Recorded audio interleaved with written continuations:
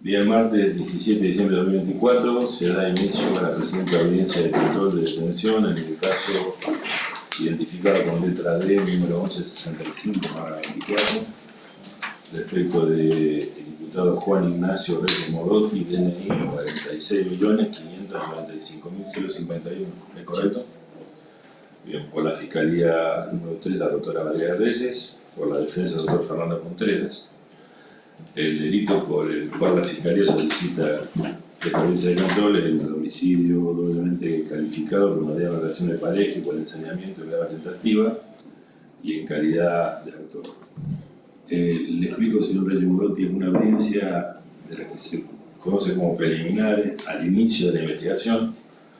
No se discute la calificación jurídica, no se discute si usted es culpable o inocente, simplemente se controla la detención que lleva adelante la Fiscalía, si la hizo bien en base a la prueba que tiene por el momento, y si es necesario que usted continúe privado de la libertad, o sea, preso, hasta la próxima etapa, que es si la Fiscalía decide no pedir su prisión preventiva eventualmente, si es que continúa detenido, en un plazo de día 15 días. Sí, es una audiencia en la que no tiene participación, a menos que quiera decirme algo y su abogado lo autorice, pero debe limitarse a escuchar lo que dicen las partes y le repito, es una audiencia simplemente de control, no se discute la prueba, no se discute qué pasó, no se discute básicamente la calificación jurídica, si es homicidio, tentativa, si no fue, lo que pasó, su versión, no lo vamos a debatir en este momento. ¿Sí? Señora fiscal, le aviso lo mismo a las partes, no es una audiencia de prisión preventiva, por lo tanto, tienen los minutos apropiados y si no, yo lo voy a interrumpir. Doctor. Bien, bueno, buenos días, señor juez, buenos días, doctor Fernando Contreras, buenos días, señor Reyes Modotti. El Ministerio Público Fiscal solicitó esta audiencia a los fines de que vuestra señoría confirme la detención oportunamente ordenada por este Ministerio Público en contra del imputado Juan Ignacio Reyes Modotti por el delito que oportunamente se le intimó. Esto es homicidio doblemente calificado por ensañamiento y por mediar una relación de pareja en grave tentativa en calidad de autor. Esto es conforme al artículo 284 y daré los fundamentos que prevé el Código de Procedimiento en relación a los requisitos para solicitar la audiencia de control de detención.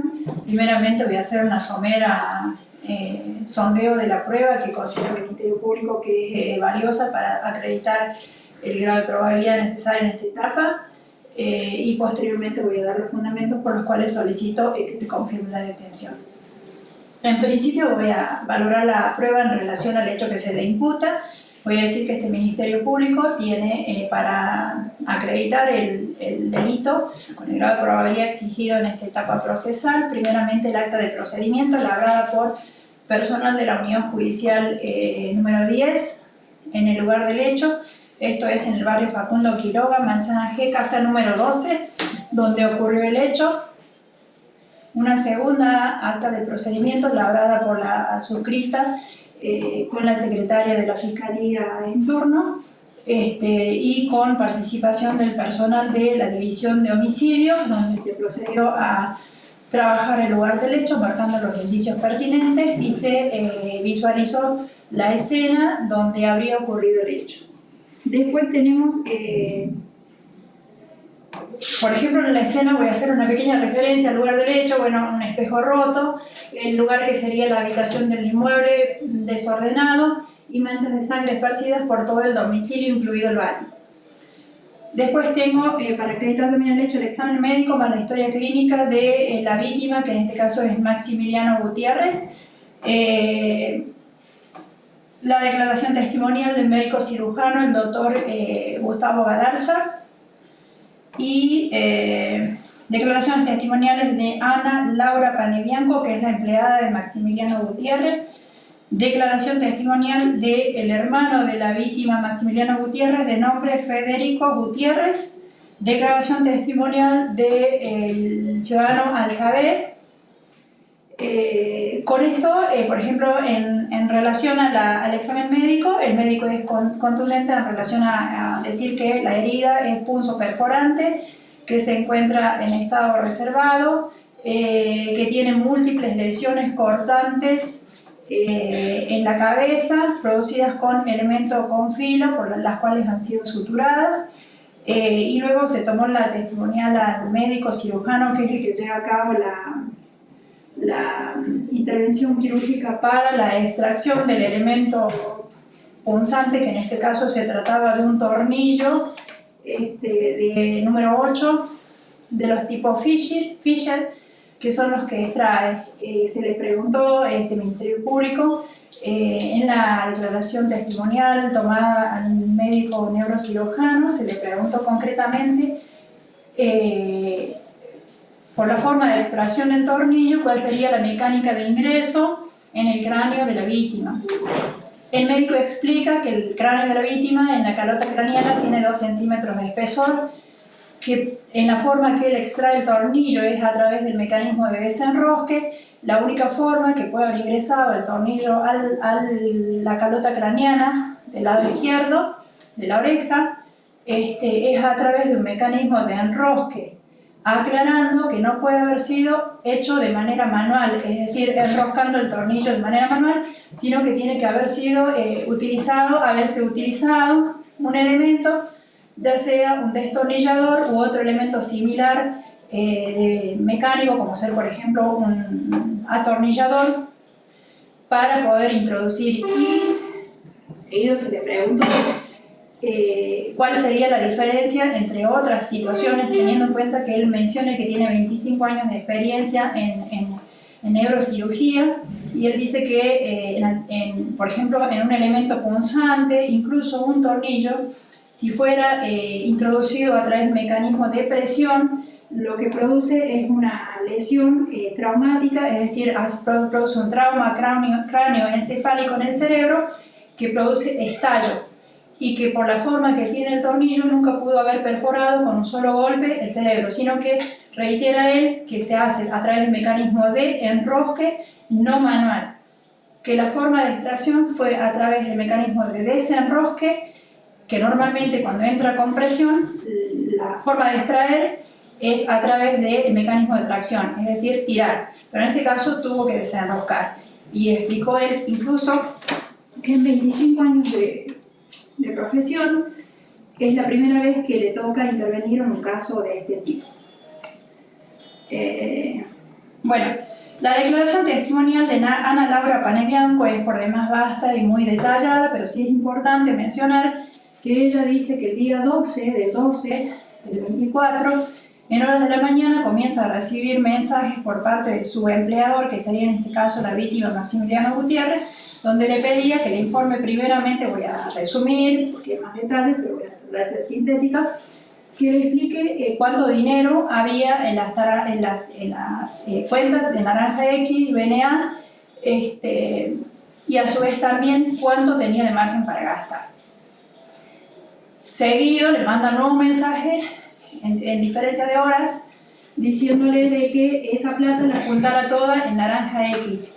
Y a ella le llama la atención primeramente porque Maximiliano no es de usar Naranja X, y de todos modos ella dice que le avisa cuánto era el monto, que era 1.200.000, un poco más, juntando todo eso, y le avisa también cuánto era el monto que había para gastar. Pasan horas y él la llama y le dice que todo ese monto de dinero se lo transfiera a la cuenta de Facundo Soria, a alias Facundo Soria, y le explica que era una plata que él tenía que gastar para pagar empleados, para pagar albañiles que trabajaban en su casa y otros gastos que tenía que hacer. Y tenía una forma de trato que era, ella le llamaba la atención porque dice, en algún punto me dijo, bueno, gracias mi amor, sos un sol, y que no era una forma de trato, y por la forma de escribir a ella le llamaba la atención cómo se expresaba. Entonces finalmente ella no logra transferir ese monto de dinero. Eso sería como para nosotros un elemento relevante en cuanto a que ella dice de que le pareció que el que escribía no era Maxi. Después tengo la declaración testimonial del hermano que la realizamos el día domingo, que él porque nosotros hacemos seguimiento del estado de salud de Maxi, que en casi todos los partes médicos dice que corre riesgo la vida, que no había evolucionado, pero el día sábado hubo una leve mejoría.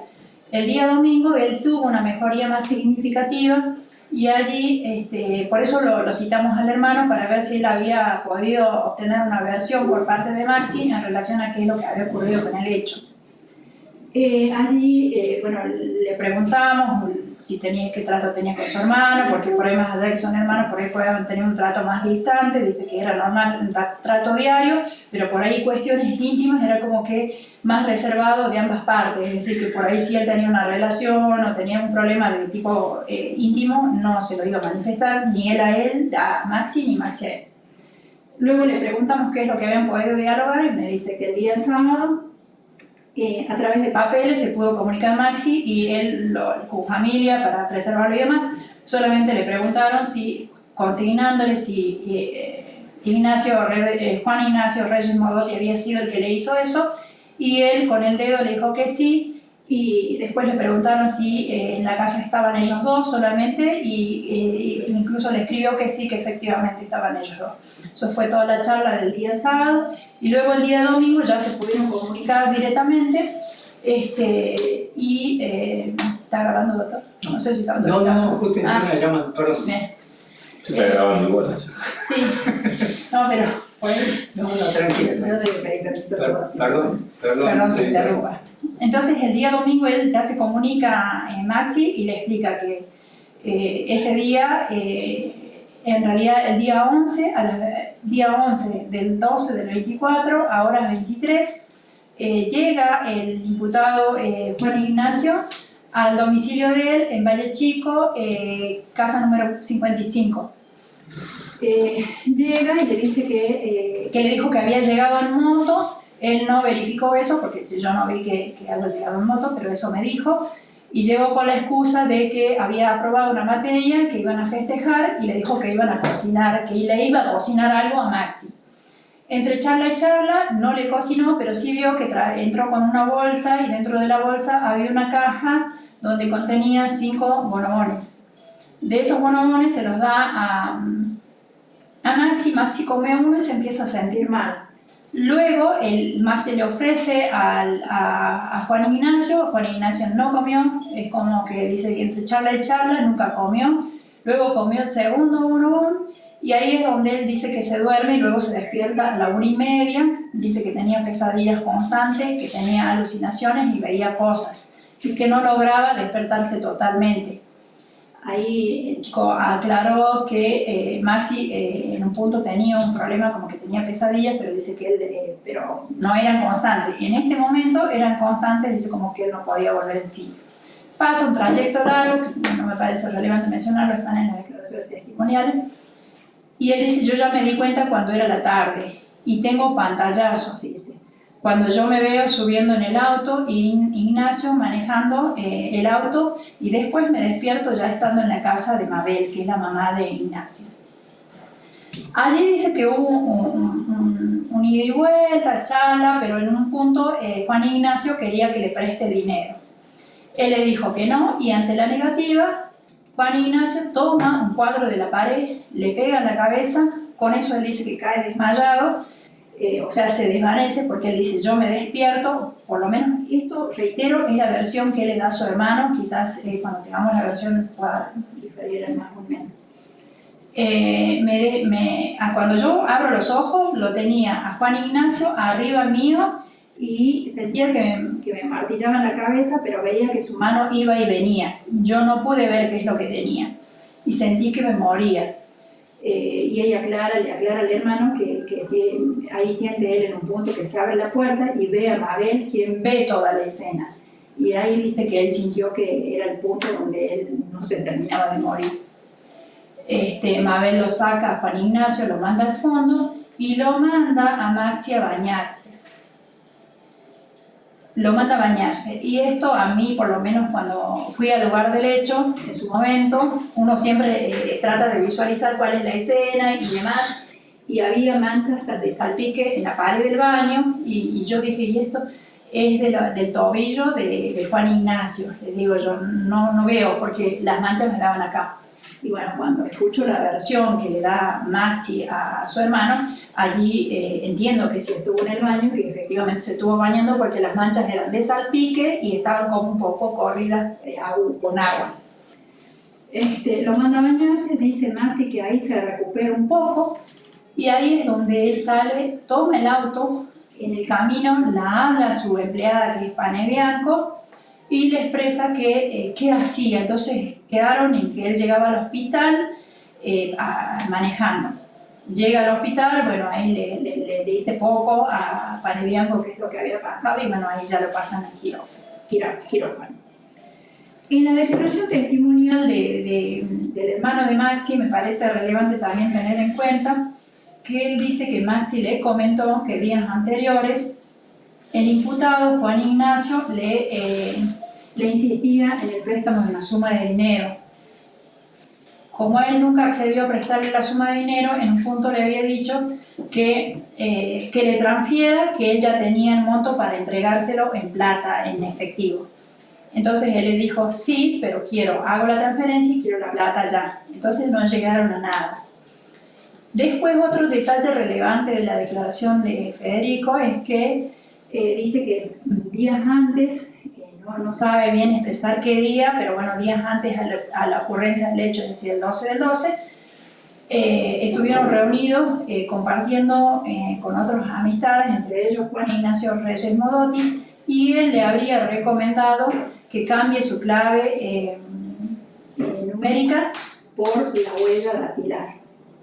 Y le aclara Maxi a su hermano que él desde que come los bonobones nunca más manipuló su teléfono.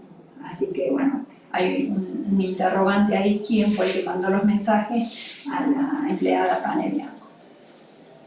Bueno, después nosotros calificamos el hecho por la relación de pareja. Tengo la testimonial de Alzabé, que es el que menciona que desde que ellos iban a la secundaria, era habitué que Juan Ignacio los dejara en una esquina y se iba hasta la florería y después de 20 o 30 minutos volvía con dinero y con eso salían de joda. Esa es la expresión de él. Luego tenemos la testimonial de la empleada Pane Bianco, que dice que ella tenía conocimiento que había una relación entre Maxi y el imputado Juan Ignacio, y que además había encuentros sexuales cada tanto.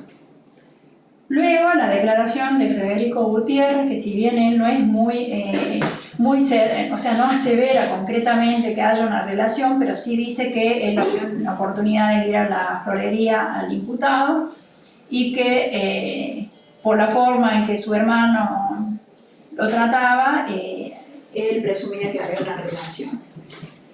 No obstante ello, él aclara que dice, pero como mi hermano besaba a todo el mundo y abrazaba a todo el mundo, es como que le dejó la duda allí en relación a eso.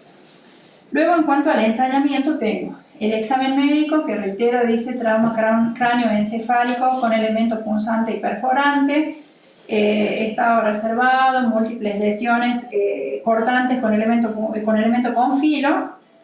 Esto es relevante porque yo en su momento, como investigadora, me llamaba la atención la cantidad de lesiones superficiales que él presentaba en la cabeza. Entonces, en un primer momento se barajó la posibilidad de que haya sido cortes previo a introducirle el tornillo a través del mecanismo ya explicado. Y cuando él le da la versión a Federico, las múltiples heridas cortantes que fueron suturadas por los otros médicos cirujanos explican el golpe con el cuadro, que en realidad es un espejo. Y cuando usted observa, cuando se observa la figura del espejo, el espejo es rectangular y el impacto, por lo menos estallido, surge acá. Ahí le falta parte de y el resto está estallado. Entonces es como que sino que yo asevero que esa sería la explicación a tantas lesiones cortantes. Después, el testimonio de Galarza, yo fui cauta en preguntarle si, cómo puede ocurrir esto de que una persona introduzca a otra a través de un mecanismo de rosca, un tornillo. Explica el médico que de la única forma que eso pueda ocurrir, porque dice, él me explica que es normal que la persona ante una situación de agresión física, es decir, por ejemplo, la pinchadura de una aguja, el instinto natural de conservación del ser humano es reaccionar, es decir, tratar de quitar el cuerpo o defenderse. Para que esto ocurra, dice, porque causa un dolor que es insoportable, o tiene que haber estado sedado o inmovilizado totalmente. La explicación precedente, las explicaciones de esto, es decir, hubo de alguna forma un ensañamiento al introducir y producir un dolor porque él estaba de alguna forma viendo, cuando él se despierta, ve cómo le introducía, él no sabía qué, pero dice que veía que la mano de Reyes Modotti iba y venía de su cabeza. Bueno, el otro elemento también para hacer ver esto del ensañamiento, la historia clínica que habla de un orificio perfecto, la explicación del médico también fue que un elemento con punta introducido de un solo golpe con fuerza, que alguien podría decir fue un acto de defensa ante un ataque de Maxi. El médico en su explicación dejó claro y descartó esto porque dice que con un elemento con punta, incluso el tornillo, con un solo golpe produce un hematoma subdural, es decir, que la víctima tendría que haber tenido, además del orificio y estallado el cerebro, un hematoma de tamaño, de dimensiones con algún tipo de derrame. No había. A mí me queda clarísima la hipótesis definitiva de la Fiscalía. Y la tentativa es la interrupción porque la presencia de la máquina. Nada más. No, está bien, perfecto. El estado de somnolencia, sedado, drogado, lo que fuere, ha podido ser corroborado, están esperando exámenes. Tenemos la extracción sanguínea, donde, eso también surge del testimonio de Federico, que Maxi le preguntó sobre el consumo de droga y dijo que nunca consumió droga, que nunca tomó alcohol y que tiene una vida bastante sana. Pero con respecto a este aspecto que luce por su relato fiscal, de que había estado sedado desde la casa de Valle Chico para aquí, ¿sí? Sí. Eso están esperando análisis, hay un adelanto, hay algo. Vamos a pedir una pericia médica, no obstante ello, pero tengo la historia clínica donde surge que tiene marihuana en sangre. Sí, yo estuve, bueno, desafortunadamente lo voy a incorporar como prueba, pero estuve hablando con médicos que saben acerca de una persona que no consume, cuáles serían los efectos, cuánto sería la disminución o posibilidad de defensa. Pero hay un examen bioquímico en curso para saber si si recientemente marihuana o hay otro elemento, algo. No todavía, tengo la historia clínica y ahí concretamente está consignado que tenía marihuana en sangre. Pero hay sangre para corroborar eso bioquímicamente. Sí. Bien. En cuanto a la lesión que refiere de él la madre, tengo entendido que no sé si la madre o usted lo pudo corroborar como fiscal. Sí, tenemos esa lesión que es de Modotti. ¿El Reyes Modotti? Sí. ¿Qué lesión es? Es una lesión cortante que, según lo que tengo informado por el médico de sanidad, se lo llevó porque en su momento cuando inicia la investigación, la defensa técnica designada por el imputado fue la defensa oficial y en este caso estaba el distinguido colega Reynoso Bandini, así que no tuvo muchas exigencias en relación al estado de salud de él, así que le hicimos los oficios pertinentes para trasladarlo al San Juan Bautista, porque yo tengo para ingresarlo al calabozo que lo traslada el SAME, que le hacen la sutura y que ellos no consideran que había que internarme nada de eso. Pero ¿lesión de qué tipo es? Cortante, lesión cortante. Sí, una lesión cortante. Sí. Y tiene algunas lesiones descritas en el examen médico de ingreso a sede policial en los pectorales. Lesiones como cortantes, coriaciones. Bien. Tienen. Bien, lo que estaría, fundamentalmente la peligrosidad procesal, los fundamentos por los cuales entiende que es necesario que Reyes Modotti continúe detenido para Perfecto. finalizar su alocución. Bueno, el estado de probabilidad yo lo pude acreditar de alguna forma. El pronóstico, pues si bien él no tiene antecedentes, el pronóstico punitivo en caso de aplicar condena, la probablemente sería de ejecución efectiva, y considera este Ministerio Público que existen vehementes indicios de que el imputado, en caso de recuperar la libertad, va a entorpecer la investigación, y conforme las exigencias, teniendo en cuenta el antecedente del fallo Loyo Freire, que exige que la peligrosidad procesal sea fundada de manera concreta, lo que voy a fundamentar es que primeramente el imputado conoce a la víctima, es decir, que está en un vínculo absolutamente cercano. En su acto de soltura puede tratar de comunicarse con la víctima, influir en su declaración, que aún no se ha receptado teniendo en cuenta el estado de salud, es decir, se encuentra la prueba más fundamental para la teoría del caso, el testimonio de la víctima o denuncia en su defecto. Luego, y esto me tomo un segundito, nosotros cuando llegamos al lugar del hecho, el imputado estaba en el auto con su familia, contenido y demás. Lo primero que hice yo es pedirle a la comisaría que inmediatamente proceda al arresto y que secuestre el teléfono. El teléfono, entre palabras más, palabras menos de la madre, no sé dónde lo dejó, después dijo que lo tenía en el mano, o sea, explicaciones niñescas. El teléfono de Reyes Modotti desapareció. Y eso es un elemento fundamental que puede, este Ministerio Público estima que seguramente fue manipulado, y en un acto de soltura de él, por supuesto que la idea sería evitar eso. Ya en relación al teléfono, el Ministerio Público ya pidió, ya mandó los oficios pertinentes para lograr la geolocalización del elemento, por lo menos tratar de ubicarlo.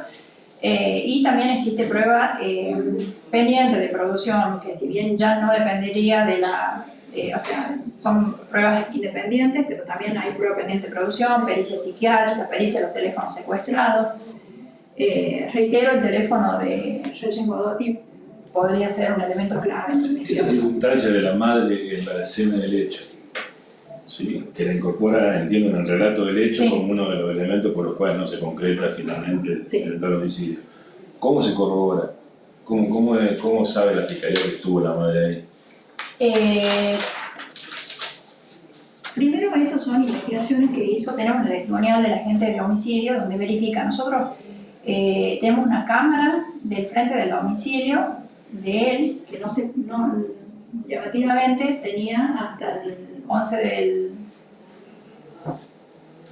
11 hasta el 26 del 11 tenía las grabaciones, lo otro no tenía. Pero tenemos un nodo justo en la esquina, porque el domicilio de Reyes Modotti está en una calle sin salida. Entonces, el único lugar por donde se ingresa y sale para ese domicilio es yendo al sur.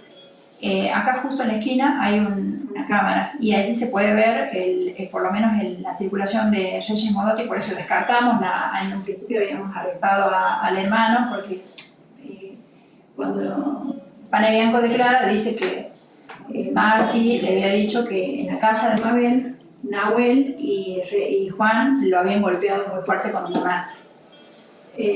Para descartar eso se le hizo inspección corporal, se ordenaron pruebas, se descartó. No, Y ahí, en esa cámara, se ve que el que llega en el auto, o por lo menos es lo que se ve, llega en el auto, no es muy nítida la imagen, entonces probablemente cuando la visualicemos formalmente, se pueda, la defensa pueda discutir ahí, pero sí llega el auto, la señora llega, no me acuerdo si es en moto, perdón, ese detalle como que no lo tengo muy precisado, no obstante ello es una prueba pendiente de producción. Y otra consulta, el personal policial o personal judicial que llega por primera vez, ¿avisado por quién llega? Por gente de la comisaría de Villa Dolores. ¿Y a la comisaría quién la avisa? ¿Son vecinos? La señora llama, ella dice ¿Qué que señora? la mamá de Juan y Ignacio llama y dice que encontró a su hijo en un momento, cuando ella abre la puerta, ve que había un escenario de lucha, en lo que ella le refiere al personal policial, y que ella ingresó y que ahí logró que se suelten, como que estaban luchando, una cosa así expresó Está bien, ella. está Pero bien. bueno, tengamos en cuenta que es la Perfecto. versión de la mamá. No, está bien, está bien. Pero entonces tenemos elementos para decir que la que primero llega a la escena del hecho es la madre. Sí, sí, sí. Bien. Y otra pregunta, el vehículo que se van de Valle Chico hasta la calle de Facundo Quiroga, tengo entendido, ¿es el vehículo de quién?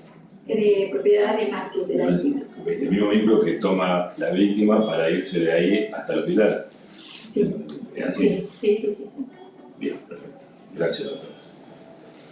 Bueno, solicito que se confirme la sí, detención de por esos supuesto. hombres con la Le iba a pedir brevedad, pero ya con la cara que me hace no sé qué decir.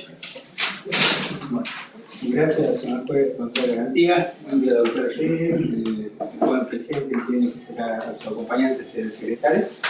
No es su pasante, sino que nosotros Colaborador. pedimos autorización al señor juez. Señora secretaria, Juan Ignacio, personal de seguridad. Habiendo escuchado atentamente los fundamentos reunidos por parte de los representantes de los intereses sociales y en representación de mi ahijado procesal, el señor Juan Ignacio Reyes Modotti, cuyos demás datos filatorios son ya radicados en la presente causa, voy a esgrimir los siguientes fundamentos de hecho y de derecho. Sin lugar a duda que si bien es una etapa preliminar, en la primera instancia y la calificación legal de naturaleza primogénita, lo mismo puede variar de más o menos, ha quedado debidamente acreditado que los fundamentos definidos por parte de los representantes de los intereses sociales no se ajustan a las circunstancias del lugar, tiempo y modo en primer lugar, y en segundo lugar al cuadro probatorio hasta acá arribado en la causa. Como bien lo ha adelantado el señor juez, esta audiencia no ha sido creada a los fines de discutir las circunstancias de la calificación legal, sino simplemente a los fines de un control de legalidad. Tengo por decir, en defensa de las garantías procesales, que no se encuentra debidamente acreditado en base al relato del hecho, el cual, por una cuestión de brevedad, la señora fiscal ha mencionado correctamente, pero sí se encuentra en la historia que era en definitiva la que ha dado origen a la presente audiencia, de los cuales, vuelvo a insistir, no se ajusta a la calificación, más que nada con los agravantes allí intimados, sobre todo en el hecho de la relación de pareja, en el cual no se desprende de ninguna prueba, hasta acá obtenida por el Ministerio Público Fiscal, de que haya existido una relación de pareja, sino una relación de amistad y un vínculo familiar con el resto de la familia de Juan Ignacio, incluido una tía del mismo, quien ha llevado al núcleo familiar el contacto o la intervención y la relación con el señor Gutiérrez. En nada hace mínimamente presumir una relación de pareja. Y en esta instancia y a los fines de la calificación legal, sí necesitamos un cierto estado de certeza en base al hecho intimado. No así a la intervención, a la participación, a la responsabilidad que le cabe a Juan en el hecho, pero sí en cuanto a la calificación al extremo legal por el cual debe responder, en aras de garantías procesales y sobre todo en aras de aplicación del principio de congruencia procesal. Entonces dice que debemos defendernos de lo que se nos acusa. He aquí que, como he referido hasta el momento, no se encuentra acreditado el extremo de la calificación legal de la relación de pareja. En único sentido debo referirme al agravante en cuanto a la alevosía, ya que no tan solo en la expresión del Ministerio Público, sino sobre todo en el interrogatorio realizado por el señor juez de control de garantía. Ensañamiento, perdón. Voy a ratificar el término, ensañamiento. No se encuentra acreditado el extremo, sobre todo en los dichos de la representante de los intereses sociales, y con mayor razón atendiendo a la inteligencia del señor juez de control de garantía a los fines de los presupuestos de dicha calificación.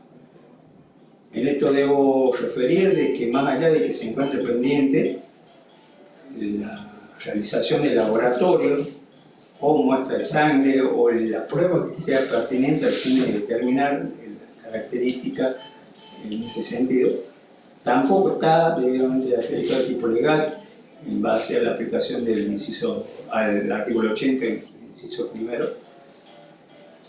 Por lo tanto, mal puede o puede pretender el Ministerio Público tener un presupuesto por si justamente nos basamos en indicios en toda la acusación, en idéntico sentido en cuanto a la calificación de homicidio, habiendo analizado anteriormente los presupuestos agravantes, es decir, menos aún tenemos el presupuesto del homicidio.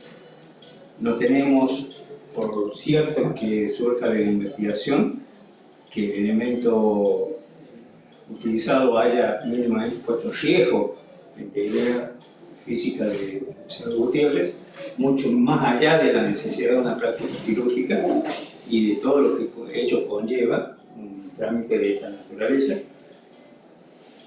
No está acreditada la intención, el dolo de muerte. Por lo tanto, nuevamente nos encontramos ante una alfombra probatoria respecto de la calificación indicada y con mayor razón en sus agravos. En el peor de los casos considero que la calificación a implementar serían lesiones leves y no graves de acuerdo a lo que puede llegar a surgir del examen médico técnico forense y o del médico legista, que es quien da las pautas sobre la calificación adecuada al momento de las apreciaciones técnicas jurídicas de las cuales la defensa debe responder, circunstancias que hasta el momento no se encuentran acreditadas. Por otro lado, más allá del análisis del cuadro probatorio que hemos ido hasta acá, tenemos es insuficiente a los fines de acreditar una calificación tan grave como la que pretende el Ministerio Público. Bien lo ha referido en dicho carácter que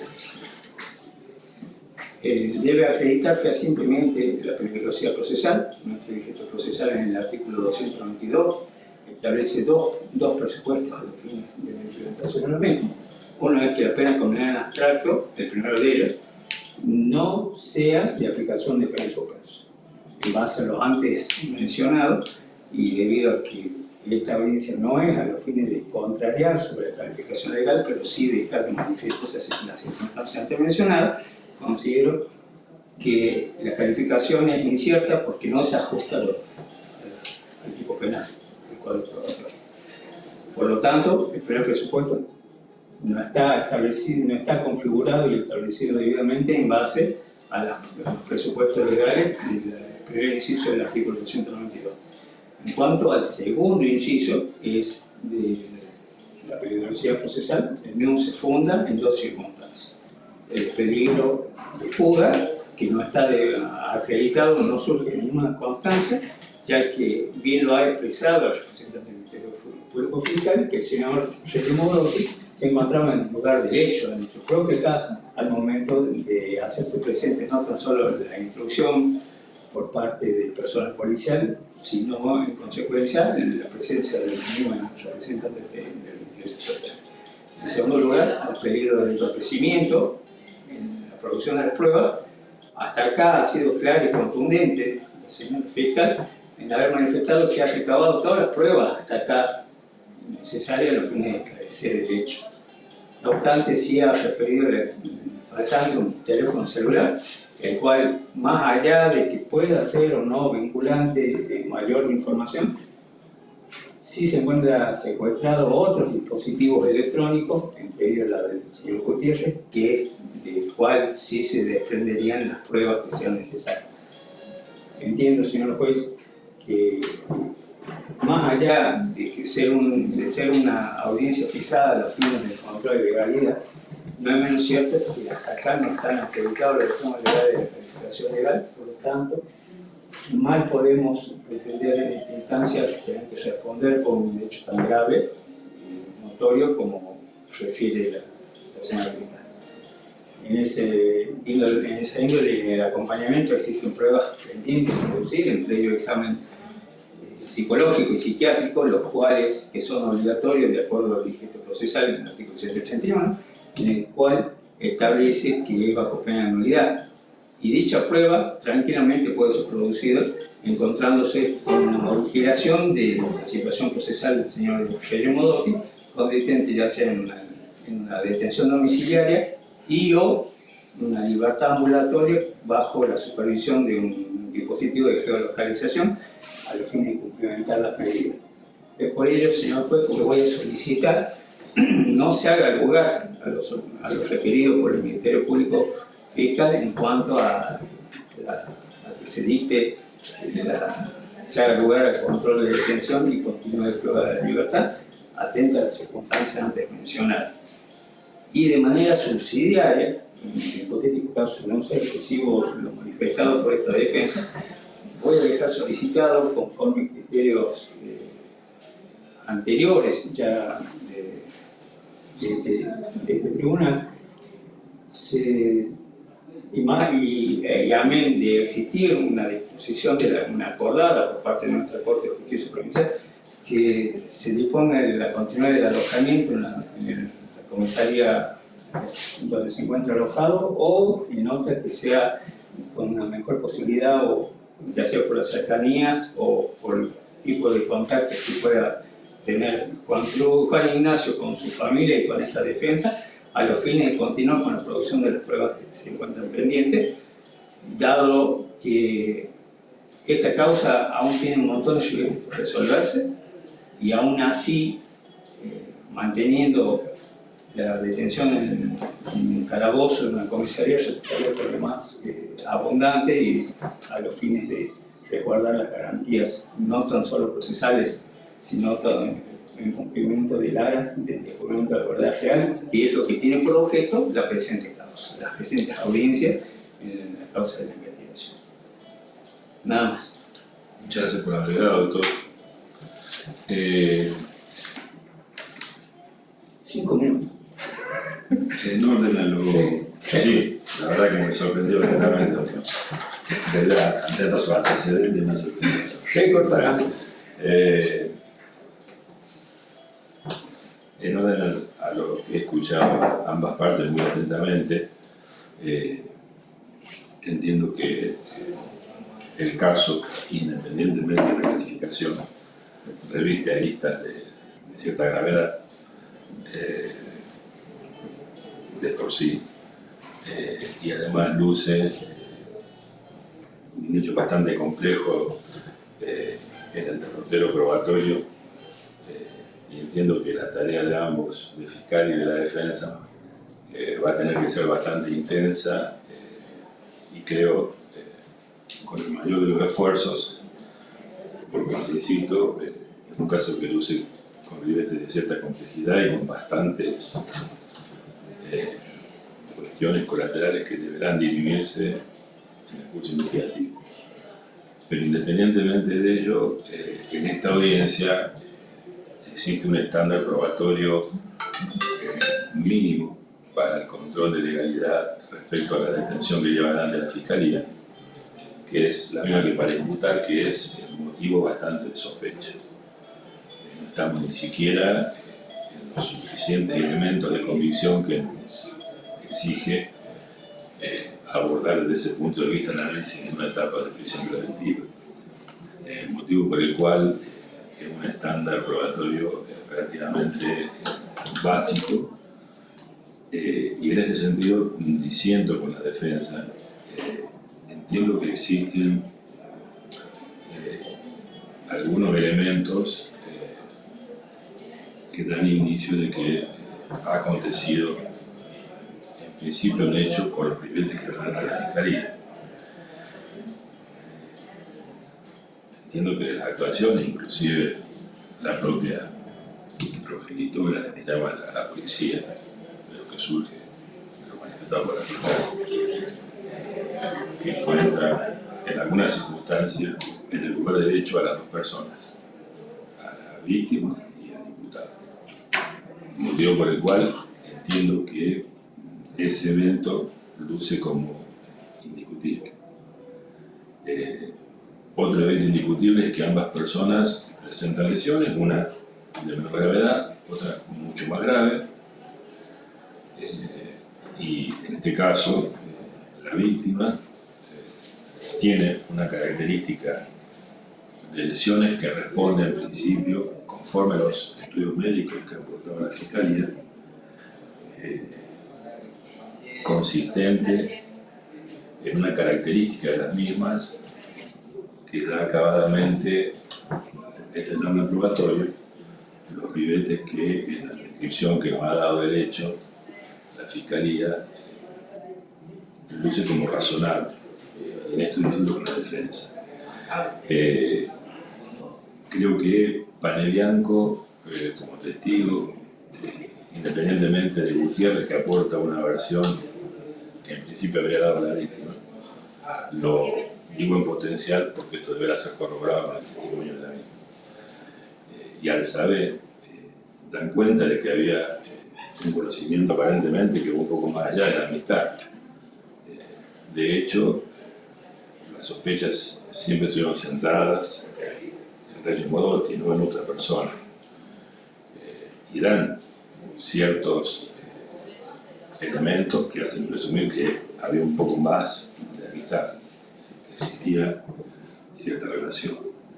El tipo de lesión, las características que da el médico, insisto, son compatibles también, en principio, de una manera razonable a una calificación que, como bien lo señaló la defensa, puede variar perfectamente.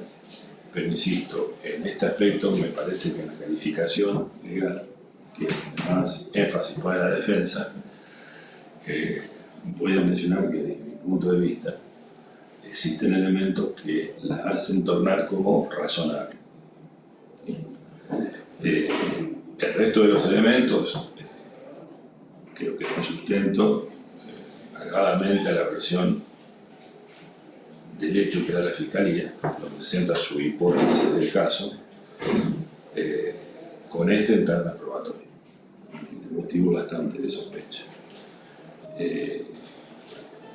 Dicho ello, entiendo que la Fiscalía ha superado el examen de legalidad en cuanto a los elementos iniciales o probatorios con los que cuenta, para por lo menos sustentar la determinación del hecho y la imputación de Reyes Modotti, y ordenamos su detención.